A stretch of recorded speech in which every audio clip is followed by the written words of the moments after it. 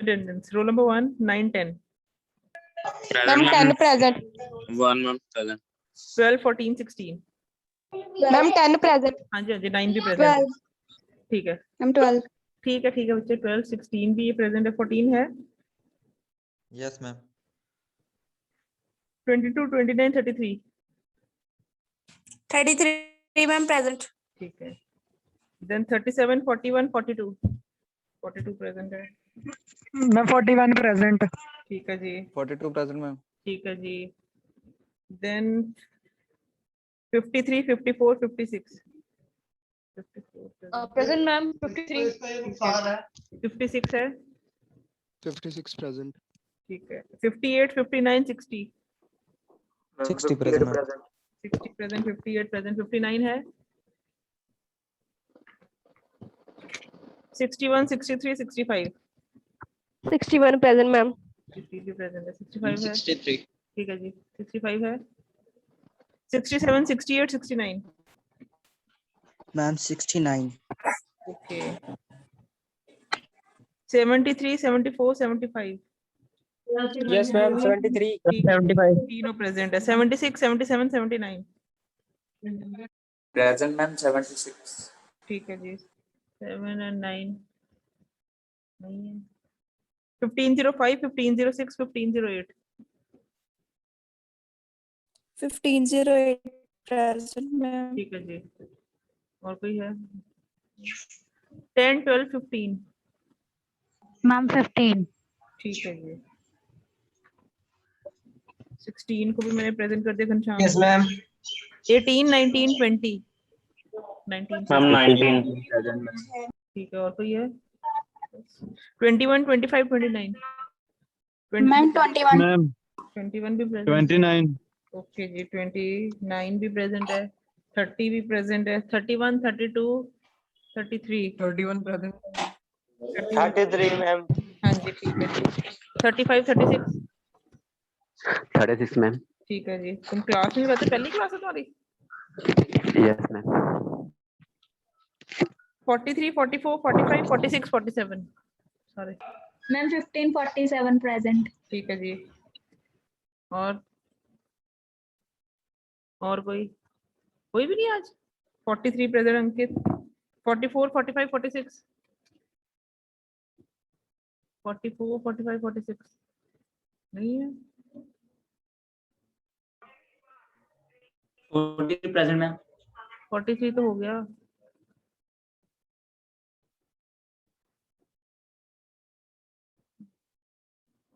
कोई नहीं है 47 के अलावा.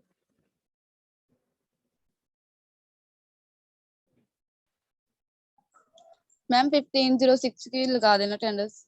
1506. 579. Hello? 79. ठीक है बच्चे. देन मैंने 83 की भी लगा दी है. 83 है यहाँ पे.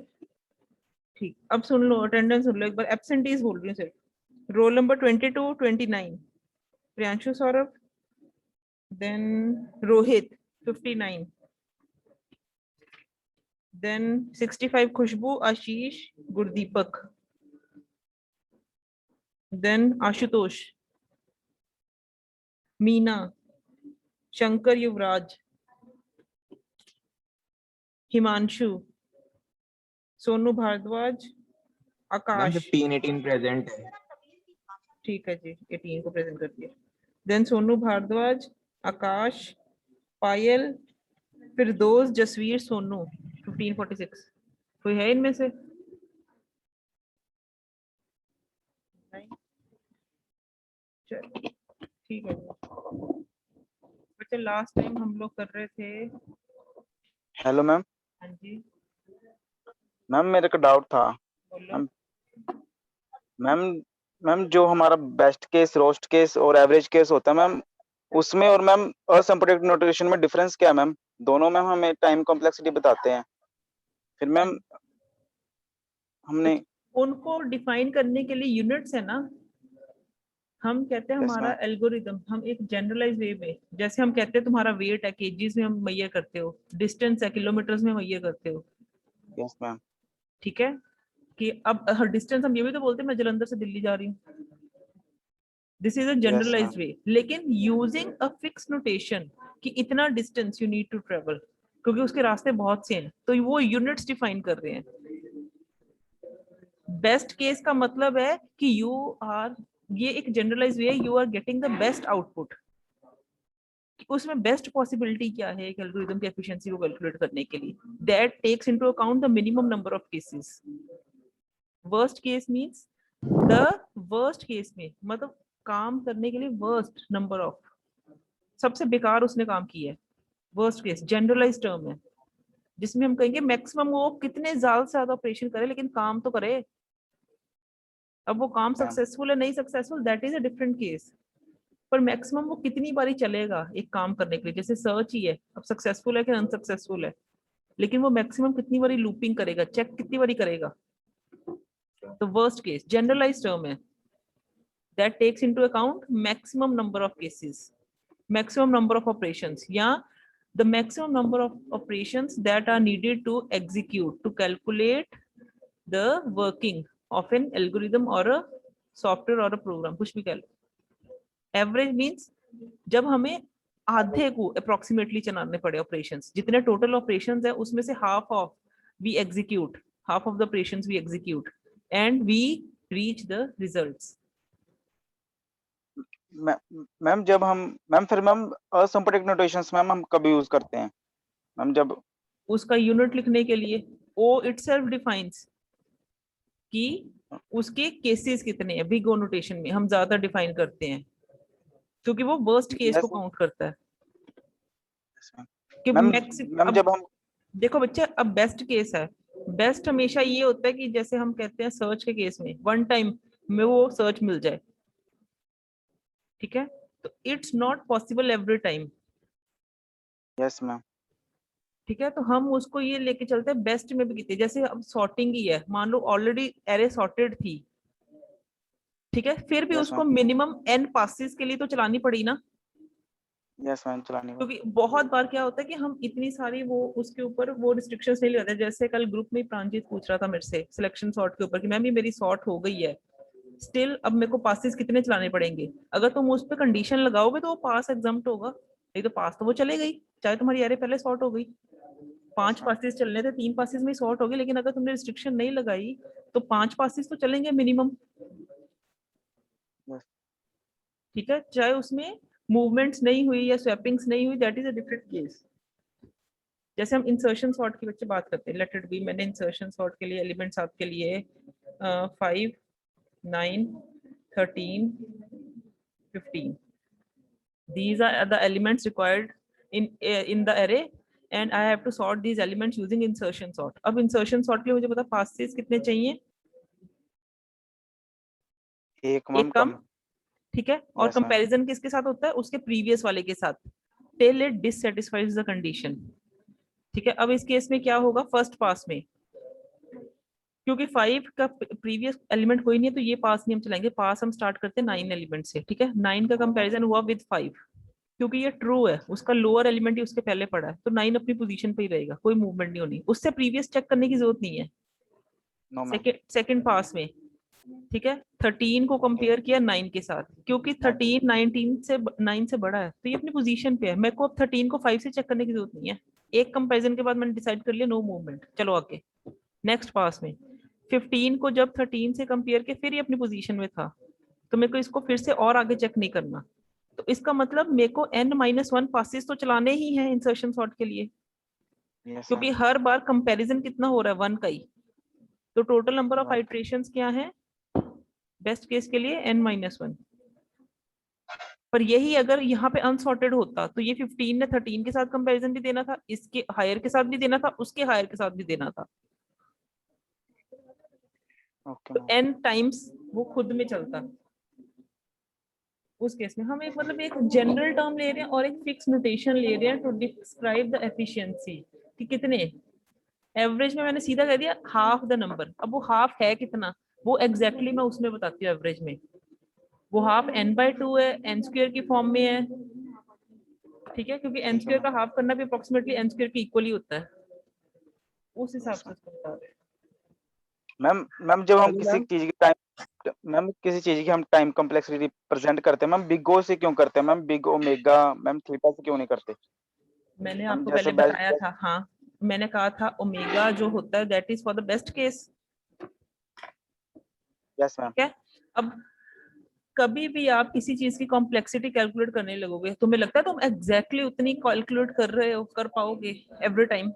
क्योंकि हर टाइम एक एल्गोरिदम को या एक प्रोग्राम को लिखने का तरीका ही बहुत सारे होते हैं। एक मैम क्लास ले रही हूँ, मैंने कहा एक एल्गोरिदम को लिखने का ही एक से ज्यादा तरीके होते हैं हमारे पास। ठीक है, यस मैम। अब बेस्ट का मतलब क्या है, तुम एग्जैक्टली उतनी आइट्रेशंस लो जो कि मिनिमम इन नंबर हो। Yes ma'am. Is it possible to calculate the minimum? So we are No, ma'am. about to approximate the minimum number of calculations. That's why we are saying it in big O. Big O का मतलब burst, कि वो कुछ फालतू हो सकती हैं, थोड़ी बहुत ही फर्क हो सकती हैं, लेकिन about to be best. तो big O में worst मतलब उसके नियर बाय हो सकते हैं, पूरी exact value we can't define in any program और for any algorithm. That's why हमेशा हर केस को हम बिग ओ के साथ लेते हैं कि वो वर्स्ट उसका बता रहा है, कि एवरेज भी ले रहा है, मैम जब एवरेज। हाँ जी, मैम जब हम हमें बेस्ट केस मैम रिप्रेजेंट करना हो किसी चीज का मैम, किसी प्रोग्राम को, फिर मैम उसको हम बिग ओ से लिखते हैं। हाँ मैम आपने पिछले बच्चे यही देखो ना, मान लो एक प्रोग्राम है 4 लाइनों में वो चल रहा है, 5 लाइनों में चल रहा है, तो बेस्ट केस इसका 5 है। बट इज इट पॉसिबल कि एवरी टाइम 5 आइट्रेशन से ही हो? There may be a variation की कोई 6 के साथ उसको बना रहा है उसी चीज को, कोई 7 के साथ, मतलब या उसमें एक आधे आइट्रेशन का फर्क है, कोई स्टेप एग्जाम्प्ट हो रहा है डिपेंडिंग ऑन द कंडीशन। तो we are about to approximate these 5 iterations, so that's why we resemble it की ऑर्डर ऑफ दिस, जो कि उसके अप्रोक्सीमेट है, उसका वर्स्ट है, मतलब बेस्ट के केस में भी उसके अप्रोक्सीमेटली वैल्यूज हो सकती हैं आसपास की, उससे कम भी हो सकते हैं कुछ आइट्रेशंस, उससे थोड़ी एक दो ज्यादा भी हो सकती है, लेकिन aboutly these are the best number of iterations. पूरी एग्जैक्ट हम कभी नहीं बता सकते। Okay ma'am.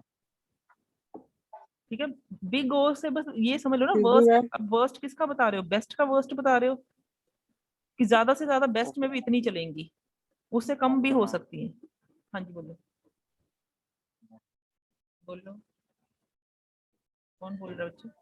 प्रांजी, Ma'am. Hello Yes, ma'am. Ma'am. Sonu बोलो।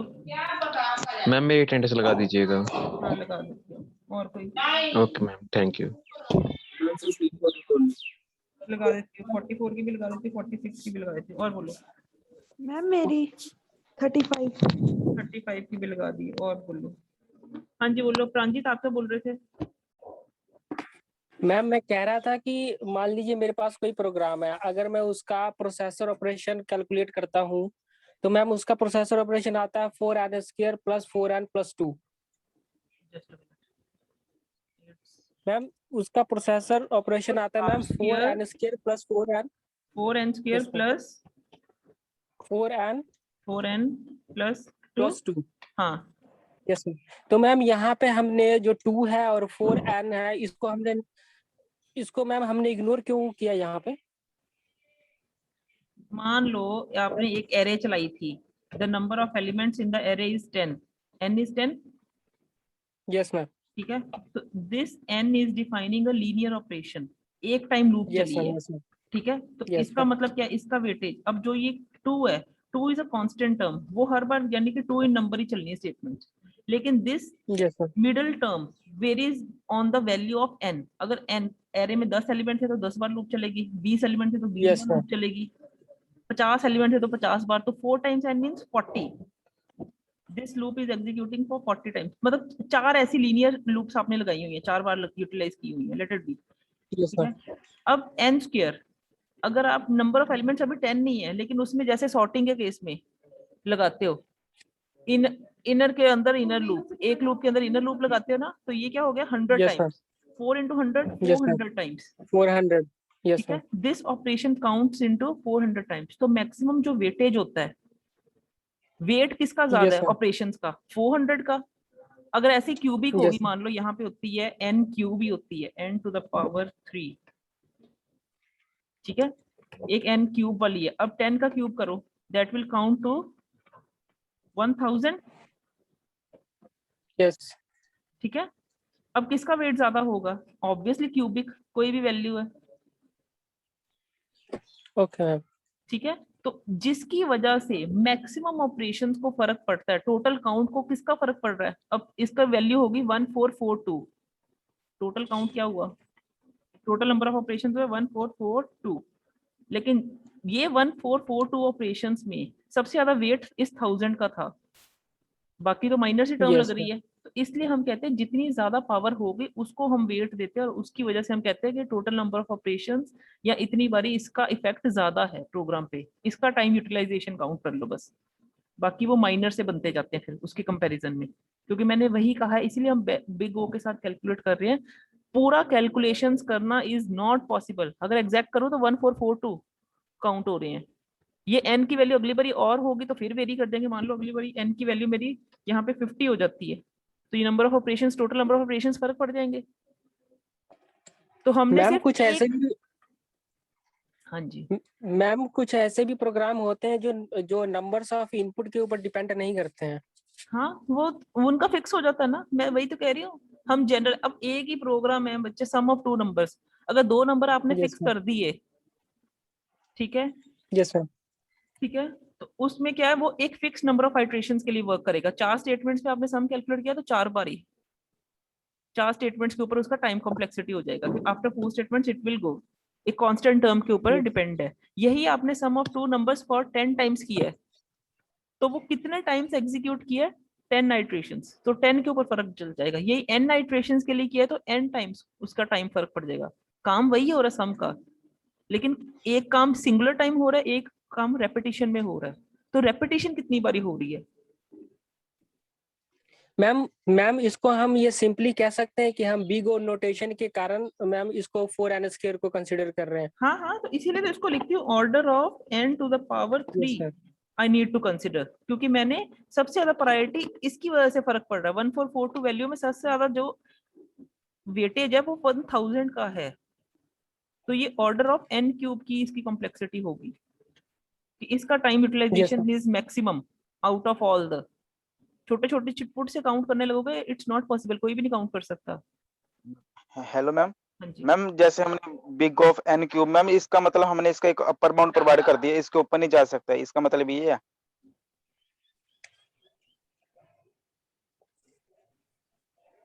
अपर बाउंड नहीं प्रोवाइड कर सकते हम। मैक्सिमम इफेक्ट हम कहते हैं इसकी वजह से है बच्चे, मैं वही कह रही हूँ ना, जैसे आप इसको टोटल कैलकुलेट कर सकते हैं। Is it possible to calculate each and every iteration? क्योंकि हमने टोटल ऑपरेशंस, टाइम कॉम्प्लेक्सिटी कहता है टोटल नंबर ऑफ ऑपरेशंस को काउंट करो। टोटल नंबर ऑफ ऑपरेशंस कितने हैं? इंडिविजुअल स्टेटमेंट्स भी होती हैं, looping, single Yes, ma'am. Looping भी है, नेस्टिंग लूपिंग भी है, पर हर एक को मैंने कहा एक प्रोग्राम में मान लो तुमने 30 लाइनों में प्रोग्राम बनाया, दूसरे ने 40 यूटिलाइज की, तीसरे ने 50 की, पर कंसेप्ट हर एक का सिमिलर सा ही होगा, ठीक है। अब तुमने एक मान लो जो नेस्टेड लूप है, जैसे सॉर्टिंग का ही है, एक पासिस के लिए चलाते हो, कंपैरिजन के लिए चलाते हो, वो तो फिक्स ही होते हैं अप्रोक्सीमेटली। अगर वो पासिस और कंपैरिजन में भी तुम फर्क डाल रहे हो तो तुम्हारे टाइम कॉम्प्लेक्सिटीज वेरी करेंगी। लेकिन अगर उसके अंदर जो कोड लिखा है बबल सॉर्ट का, तुमने 4 लाइनों में बबल सॉर्ट की है, दूसरे ने 6 लाइनों में बबल सॉर्ट की है, वो वेरी नहीं करता इतना, आइट्रेशंस वेरी कर रही हैं। लूप कितनी बारी चल रहा है, रेपिटेशन कितनी बारी हो रही है, कोड अप्रोक्सीमेटली कितनी बारी चल रहा है, स्टेटमेंट्स कितनी चल रही हैं।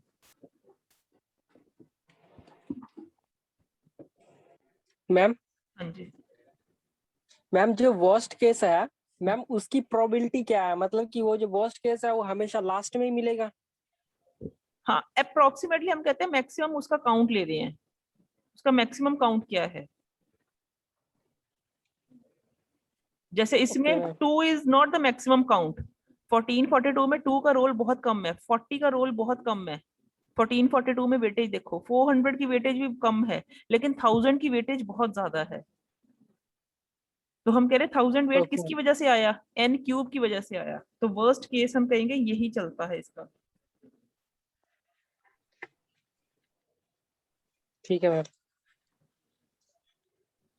अब हम लास्ट टाइम जो कर रहे थे दैट इज ऑलमोस्ट वही था जो हम कर रहे थे, searching in binary search tree. यही कर रहे थे, मैं एल्गोरिथम बना रही थी last time. Yes, ma'am.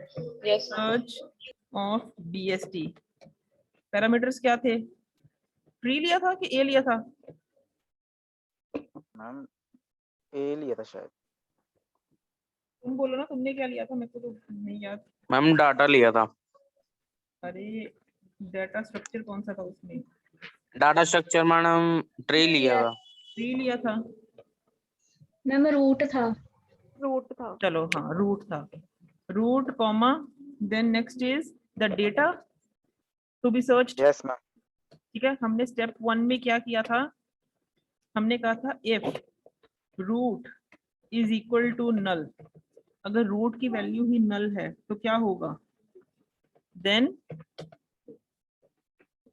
Display no element या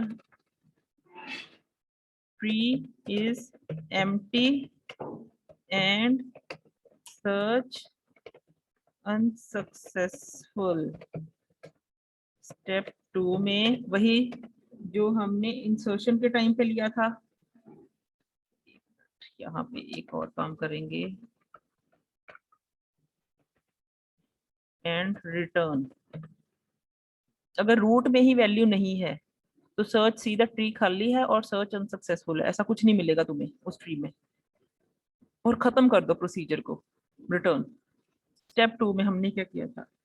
अब सर्चिंग मैंने कहा था हो सकता है लेफ्ट साइड को सर्च करे, हो सकता है राइट साइड को सर्च करे। ठीक है, हो सकता है वो इटसेल्फ रूट एलिमेंट ही है जो सर्च कर रहे हो, ऐसे भी तो हो सकता है जो ढूंढ रहे हो वो रूट पे ही पड़ा था, नहीं तो आप लेफ्ट साइड को मूव कर जाओगे, नहीं तो आप राइट साइड को मूव करोगे। तो सबसे पहले क्या करते हैं, अब रूट को मैं अपडेट नहीं कर सकती, मैंने सबसे पहले एक वेरिएबल लिया ptr जिसको वैल्यू साइन की इक्वल टू रूट। तो स्टेप 3 में मैंने क्या किया, इफ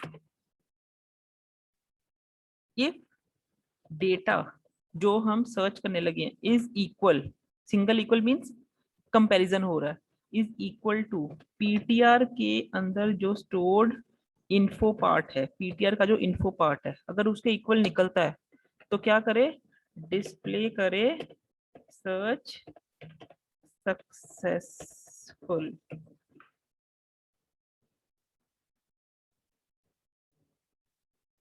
एंड रिटर्न, और खत्म कर दे, क्योंकि जब उसको चीज ही मिल गई तो खत्म करो सर्च, आगे क्यों ढूंढना। लेकिन अगर ऐसा data is less than equal to PTR नहीं होगा बच्चे, तुम लेट मी कंप्लीट, मैं आपको इसको फिर क्लियर करती हूँ। ठीक है, अब अगर ये केस नहीं है, ये किसी को समझ लगा पॉइंट 3?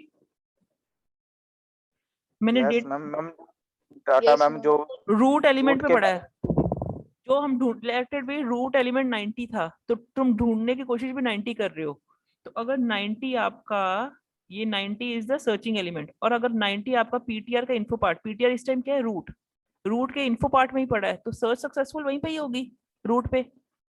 मैम। तो खत्म ही करोगे उसके बाद फिर जब सर्च सक्सेसफुल होगी। ठीक है, अगर ऐसा नहीं है तो दूसरा केस क्या राइज होता है, जो सर्च कर रहे हो वो लेस देन है पीटीआर का date info part, sorry,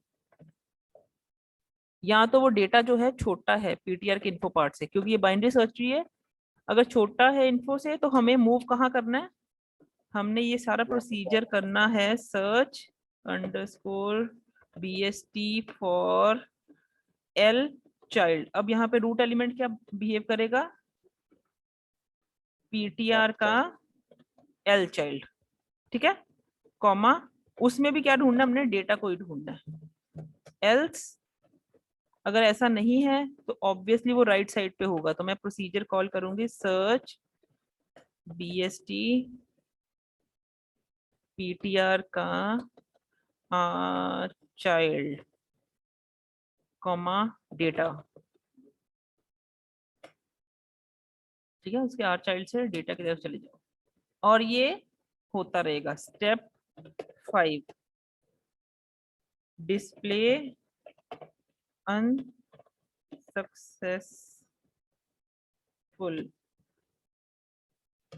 step 6 it would be end। अब देखो क्या हो रहा है, मैंने कहा, मैंने लेट इट बी, मेरा रूट एलिमेंट है 90, left side पे it would be 70, then it would be 80 over here, then let it be having over here 35, and let it be 79 over here, kind of. ठीक है, अब सबसे पहले एक आप ले लो कि ट्री खाली है, एक केस ले लो ट्री खाली है। If root equal to null, root में एलिमेंट ही नहीं है, तो सबसे पहले क्या डिस्प्ले होगा, ट्री एम्प्टी है और सर्च अनसक्सेसफुल और रिटर्न कर जाए, काम खत्म कर दो सारा। ट्री भी खाली है, सर्च मिलेगी नहीं तुम्हें, जो ढूंढने की कोशिश करो वो नहीं मिलेगा, चाहे सर्चिंग एलिमेंट तुम्हारा सर्च तुम्हारा लेट इट बी 90 है अभी, ठीक है, डेटा इज 90, सर्च नहीं लिखना, इसको डेटा लिख लो, डेटा इज 90। अब अगर ट्री खाली है तो डेटा कहाँ से मिलेगा, तो ट्री खाली है लिख दो, सर्च अनसक्सेसफुल, ऐसी सर्च नहीं मिल सकती और रिटर्न कर दो, खत्म करना प्रोसीजर, क्योंकि और ढूंढने की कोशिश ही नहीं करनी।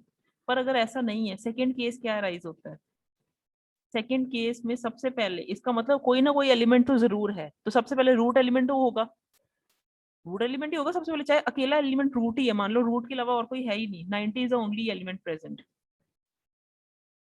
पर रूट तो हो गई, तो पीटीआर को सबसे पहले मैंने क्या सेट किया, रूट का एड्रेस पास किया, ठीक है। ये हर नोड के, मैंने तुम्हें बताया in case of tree 3 parts होते हैं, इसको बोलते हैं एल चाइल्ड, इसको बोलते हैं आर चाइल्ड, ठीक है, इसको बोलते हैं इन्फो, सेंटर वाले को इन्फो मीन्स उस पर्टिकुलर नोड की इंफॉर्मेशन क्या है, लेफ्ट चाइल्ड मीन्स लेफ्ट का access, right child means right का। अब डेटा को मैंने किसके साथ कंपेयर किया, पीटीआर के इन्फो, पीटीआर पे इस वक्त रूट है, पीटीआर के इन्फो पार्ट क्या है इस वक्त, दिस वन 90, अगर आप ओरिजिनल ट्री को देखो 90 है, तो सर्च भी मैं किसकी कर रही हूँ, 90 की। अगर पीटीआर का इन्फो पार्ट भी 90 है, सर्चिंग एलिमेंट भी 90 है, तो ये ट्रू है, इफ कंडीशन ट्रू होगी तो मैंने क्या लिख दिया डिस्प्ले में, सर्च सक्सेसफुल एंड रिटर्न, क्योंकि खत्म करो, जब मिल गया तब खत्म कर दो, जिस भी पॉइंट पे मिलेगा। लेकिन अगर ये नहीं मिलता तो क्या करेंगे, या तो हम लेफ्ट की तरफ जाएंगे या राइट की तरफ मूव करेंगे। लेफ्ट की तरफ कब मूव करेंगे, जब मान लो तुम्हारा सर्चिंग एलिमेंट है 35, अब ले लेती हूँ मैं, अब 35 जब लिया तो क्या हुआ, 35 इज लेस देन 90 पीटीआर के इन्फो पार्ट से, जो कि 90 है। 35 मैंने ऐसे पढ़ना है, जो मैं सर्च कर रही हूँ 35 उससे बड़ा है कि छोटा है, 35 is less then PTR info, हाँ ट्रू है, लेफ्ट है, तो सर्च किसकी तरफ करो, उसके एल चाइल्ड की तरफ, एल चाइल्ड को अब रूट मान लो, अब पीटीआर को अपडेट करो बाय दिस, या रूट को अपडेट करो पहले बाय दिस। अब ये ट्री आपका कंसीडर वाला रह गया, इसको भूल जाओ ये सारे ट्री को। फिर वापस जब ये, क्योंकि इसी की रिकर्सिव प्रोसीजर है, सर्च बीएसटी पे गए, अब रूट की जगह क्या पास होके आया, एल चाइल्ड, यानी कि 70 का असेस, और डेटा 90 को ही सर्च कर रहे हैं। अब रूट नल है, नहीं ये केस तो है ही नहीं, इस केस में एलिमेंट तो है इस ट्री में, ठीक है, पीटीआर को रूट सेट करो, पीटीआर क्या बन गया अब 70, डेटा को सर्च किया पीटीआर के इन्फो पार्ट से, 35 इज कंपेयर्ड विद 70, ट्रू है,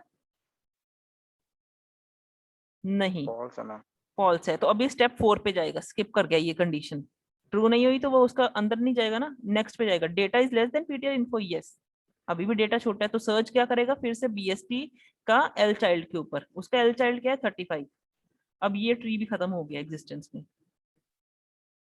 सिर्फ इस ट्री पे आ गया, इस ट्री के नीचे नोड्स नहीं है, वो बात बाद की है, अभी ये इस ट्री पे आ गया, ठीक है। अब इसके लिए रूट चाइल्ड क्या एक्ट करेगा 35, क्योंकि ये पीटीआर का एल चाइल्ड पास हो गया ना एज रूट, अब रूट में चला गया 35, रूट नल है नहीं, नेक्स्ट गया पीटीआर को रूट सेट किया, ठीक है, data is equal to PTR info, yes data 35 था, पीटीआर का इन्फो पार्ट भी 35 है, ट्रू हो गया। स्टेप 3 जब ट्रू हुआ तो उसने सर्च सक्सेसफुल प्रिंट करके रिटर्न कर दिया,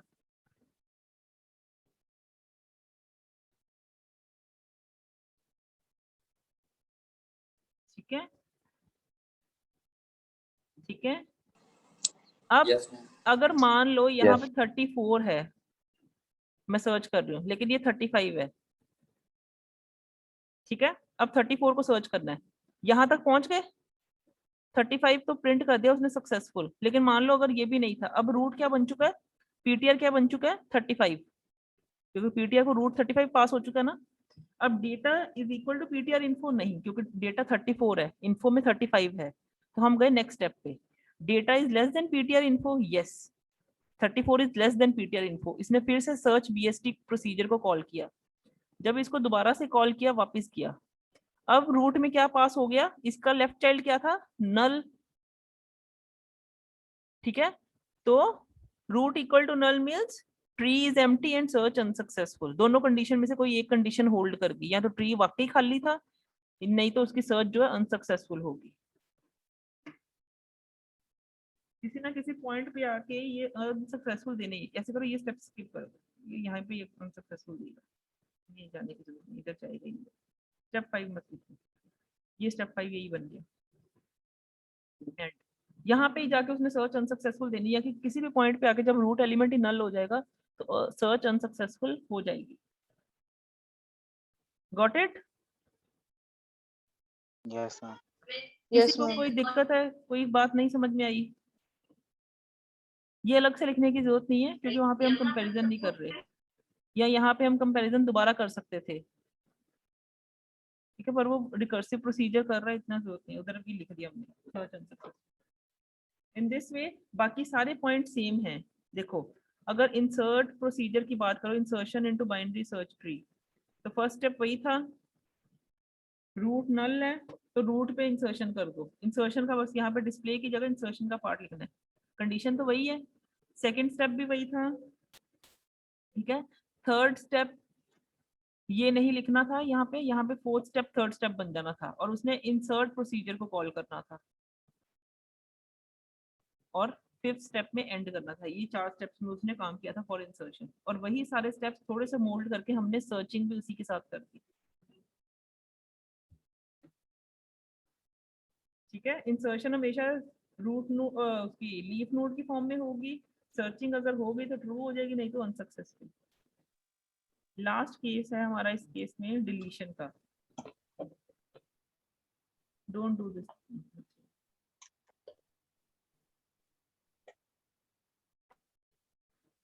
लास्ट केस है मेरा डिलीशन का। डिलीशन के केस में 3 केसेस अराइज होते हैं। Case 1 leaf node, case 2 node with 1 child, ऐसा नोड डिलीट करना जिसका सिर्फ एक ही चाइल्ड नोड हो, ठीक है। केस 3 नोड विद 2 चिल्ड्रन, ऐसे नोड को डिलीट करना जिसके 2 चाइल्ड नोड्स हों। अब अगर ट्री की, यही ट्री की बात करें, 90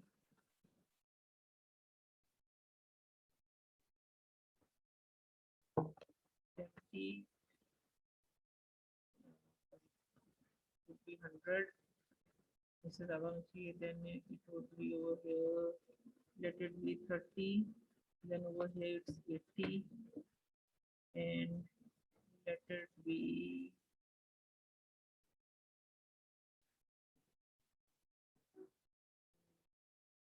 95,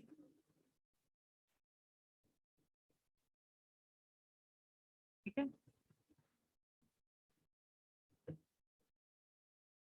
अब लीफ नोड को डिलीट करना, फर्स्ट केस, यहाँ पे लीफ नोड क्या है, 95, 80, 30, किसी एक को डिलीट करना, कोई दिक्कत है तुम्हें? सिंपली उसके पर्टिकुलर जो पॉइंटर है उसमें नल फिल कर दो। जैसे 70 का एल चाइल्ड नल करोगे तो 30 डिलीट हो गया, अगर 70 के आर चाइल्ड में आप नल लिख दोगे तो 80 डिलीट हो गया, अगर 100 के एल चाइल्ड में आप नल लिख दोगे तो 95 डिलीट हो गया। तो लीफ नोड को डिलीट करना सिंपली क्या होता है, उसके पेरेंट का उस पर्टिकुलर लिंक को नल वैल्यू असाइन करना, तो लीफ नोड की डिलीशन होगी। पेरेंट के उस पर्टिकुलर लिंक में, whether the leaf node is a left node of the parent or the right node of the parent, you have to update the parent link with the null value that will lead to deletion of the leaf node. Got it? हाँ कि नहीं? Yes ma'am. ठीक है। जैसे ये वाला है, अगर पीटीआर यहाँ पे होगा तो पीटीआर के एल चाइल्ड में अपडेट करो नल,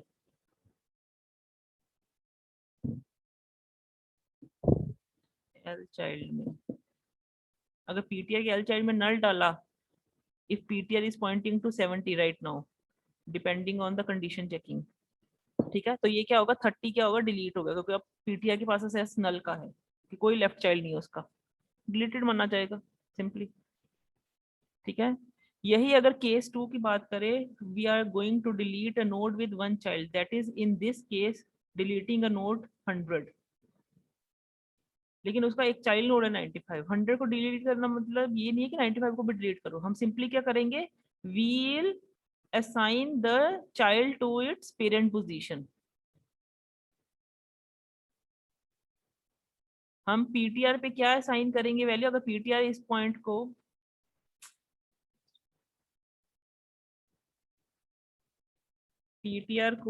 क्या असाइन करेंगे, इज इक्वल टू पीटीआर का एल चाइल्ड, यानी कि एल चाइल्ड की वैल्यू हम कहाँ कॉपी कर देंगे, पीटीआर इटसेल्फ में, पीटीआर के इन्फो पार्ट में। अब पीटीआर का इन्फो पार्ट क्या बन गया, जो पीटीआर का एल चाइल्ड था, या पीटीआर को उसी का एसएस सीधा दे देंगे, पीटीआर अब उसको पॉइंट कर रहा है, इस तरीके से हम अपडेट करें। 95 ऊपर मूव कर गया, यहाँ पे अब 95 यहाँ पे आ जाएगा, ये यहाँ से डिलीट होके 95 is coming towards this. Last case है node with 2 children, this is a little bit complex and ये डिपेंड करता है तुम्हारे रिटर्न स्किल्स पे। कुछ क्या करते हैं, कुछ प्रोग्रामर्स जैसे 70 नोड को डिलीट करना, कुछ कहते हैं उसका जो नियरेस्ट वैल्यू है out of the 2 child nodes उसके साथ रिप्लेस करो, यहाँ पे नियरेस्ट क्या है 80, to replace it with 80 now. और कुछ कहते हैं उसके लेफ्ट साइड से उसको रिप्लेस कर दो, लेफ्ट चाइल्ड से, that is a priority, all depends on the priority to replace the parent node with which